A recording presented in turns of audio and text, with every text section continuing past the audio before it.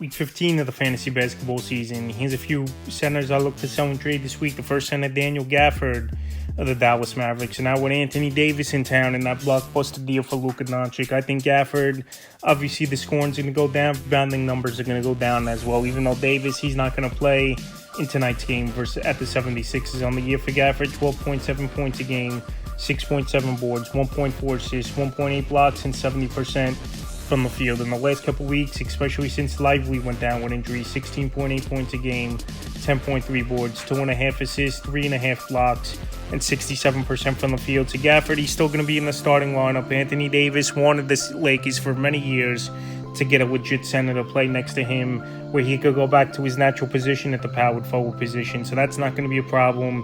He's going to start. But like I said, with a guy like AD in the lineup next to Gafford now, his scoring per game is going to go down. And obviously the rebounds per game are going to go down as well, where Davis is averaging just around 12 boards per game, but Gafford still field goal percentage, shot blocking is going to be there. And I still believe he could be a 10-8 guy, but obviously right now, well, he's at peak value, and Davis is going to work into the usage and the scoring, especially in the rebounding for Gafford. I would sell him off this week, January 27th versus the Wizards, 18 points, 8 boards, 3 assists, 5 blocks, 61% from the field. January 29th at the Pelicans, 22 points, 12 boards, 3 assists, 4 blocks, 100% from the field. And January 31st at the Pistons, 16 points, 10 boards, 3 assists, 5 blocks, 75% from the field. So Gafford's a good player, but like I said, when you have an impact player and a top 10 player in the league like Anthony Davis coming in as a big man on this roster, his numbers are going to take a hit for sure.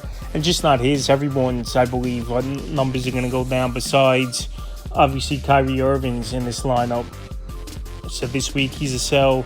High candidate is Gafford. Next center, DeAndre Ayton of the Portland Trailblazers. So Ayton in this Trailblazer team, they've been on a big run coming out of nowhere, winning 8 out of 9 games, and Ayton's been a big part of it, especially all season long. On the year, 14.8 points a game, 10.4 boards, 1.6 assists, 57% from the field. But the last couple weeks, he's been putting up huge numbers where I think it's going to drop off for Ayton in the next few games. So I would sell him off this week, 22.8 points a game, 12.8 boards, 2.2 assists, 1.2 steals, and 63% from the field. So Ayton coming off a 20 ball game versus former team, the Phoenix Suns. And he always goes out there versus former team and puts up big ball games. We've seen it now over the last year and change for Ayton. January 30th versus Orlando, 22 points, 8 boards, 3 assists, 3 steals, 83% from the field. February 1st versus Phoenix, 24 points, 7 boards, 2 assists, a block, 91% from the field. And February 3rd versus Phoenix, 25 points, 20 boards,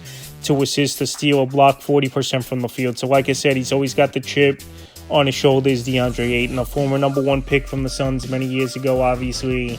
And this Trailblazer team, they're playing great basketball. And Ayton now, 4 games in a row where he's had 20 points. But he's a guy that's had injury concerns on and off this season. And also, I believe he's not going to keep these numbers up at this pace as Ayton. So right now, with all those factors, and he's playing great basketball while he's at peak value coming off that 2020 game. He's a sell high center this week. And the third and final center I look to sell in trades, Kristaps Porzingis of the Boston Celtics. And believe it or not, Porzingis, he's been healthy now over the last month and a half of the season for this Boston Celtic team and fantasy owners. On the year, 19.2 points a game, 7.1 boards, 2.1 assists, 1.6 blocks, 2.6 threes, and 47% from the field. So Porzingis, we know he can do a little bit of everything, score the basketball, hit the 3-ball, good shot blocker, good 3-point shooter, and this season a good field goal percentage once again, even though it's down 4 points. So Porzingis, the only thing with him, and we know the other shoe's about to drop,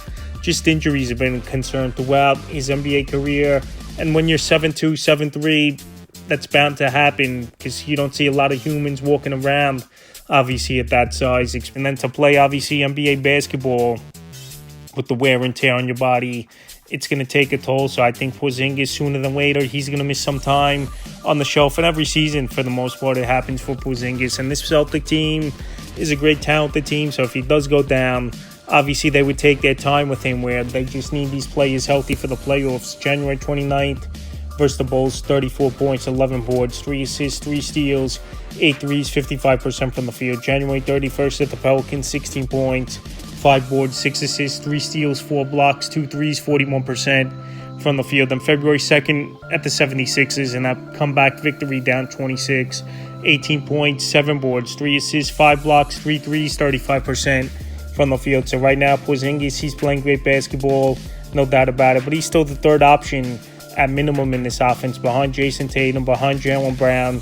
and arguably some nights behind Derek White as well, even though Porzingis this season he's had a way better year than Derek White. So Porzingis, well, he's healthy and putting up numbers. He's a sell-high center this week, so that's a few centers I look to sell and trade for Week 15 of the fantasy basketball season.